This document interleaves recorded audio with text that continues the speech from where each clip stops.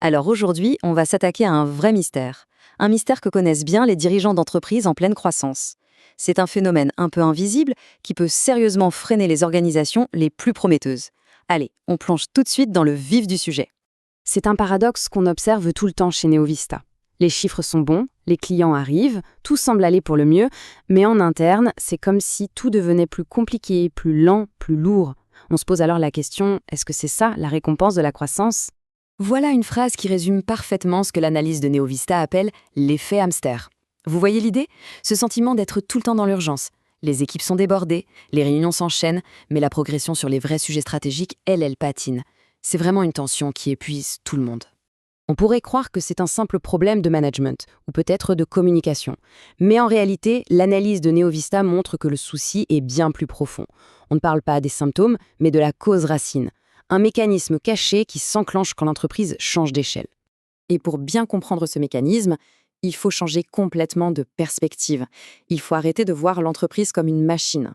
L'approche de NeoVista nous invite à la voir plutôt comme un système vivant, presque comme un organisme doté d'une intelligence collective.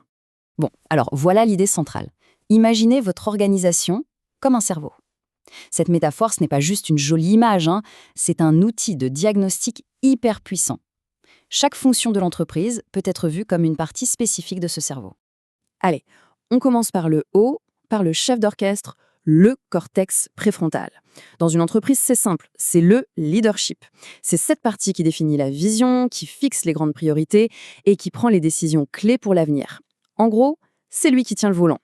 Ensuite, il faut bien que les ordres circulent. C'est le rôle du système nerveux. Dans l'entreprise, c'est la communication et la circulation de l'information.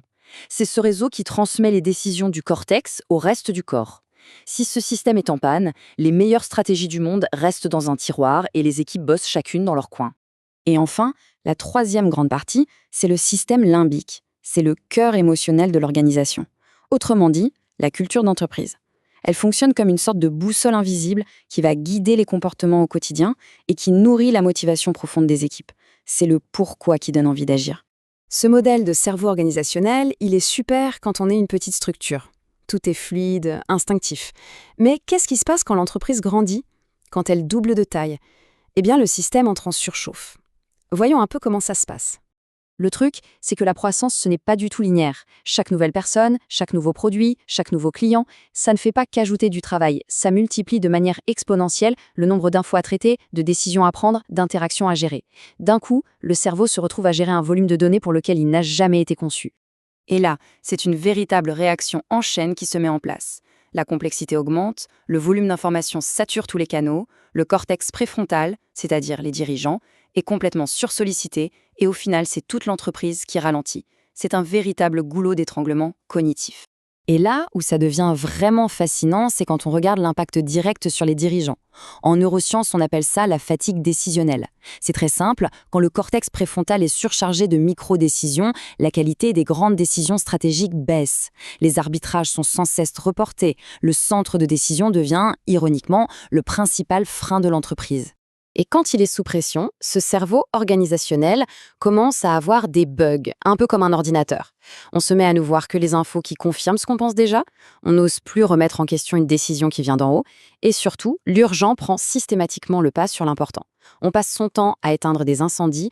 Ok, le tableau peut sembler un peu sombre. Alors, comment on sort de cette surcharge? La solution, ce n'est pas travailler plus, mais de travailler plus intelligemment. Il s'agit en fait de recabler consciemment le cerveau de l'entreprise pour qu'il soit adapté à sa nouvelle taille. L'entreprise doit faire une vraie mue. Elle doit passer du modèle de l'entreprise intuitive, qui marche super bien au début, au modèle de l'entreprise alignée. Le premier repose sur l'instinct d'une ou deux personnes, c'est rapide mais fragile. Le second, lui, repose sur un système intelligent, partagé, qui est capable de grandir. Et cette transition, elle ne se fait pas toute seule, elle doit être construite. Et c'est là le vrai changement de mentalité. La performance ne repose plus seulement sur l'énergie du début, mais sur la clarté du système. Chez NeoVista, on observe que les entreprises qui réussissent à passer ce cap sont celles qui prennent le temps de concevoir délibérément leur structure pour l'étape d'après. Alors, ce recablage, comment ça marche? Eh bien, ça tient sur 4 grands piliers. 1. Une stratégie limpide, qui donne une direction claire à tout le monde. 2. Une culture forte, qui sert de boussole pour les décisions du quotidien. 3. Des managers qui ne sont plus des super experts mais de vrais coachs qui développent leurs équipes. Et 4. Une communication fluide, le système nerveux qui garantit que tout reste parfaitement synchronisé. Cette phrase, elle résume tout en fait. C'est l'un des points les plus critiques. La croissance de toute l'entreprise est directement limitée par la capacité de ses leaders à grandir eux-mêmes. Le management devient la clé de voûte de cette transformation. Si les managers ne changent pas de rôle, c'est toute l'organisation qui reste bloquée. Du coup, la vraie question à se poser, c'est celle-ci.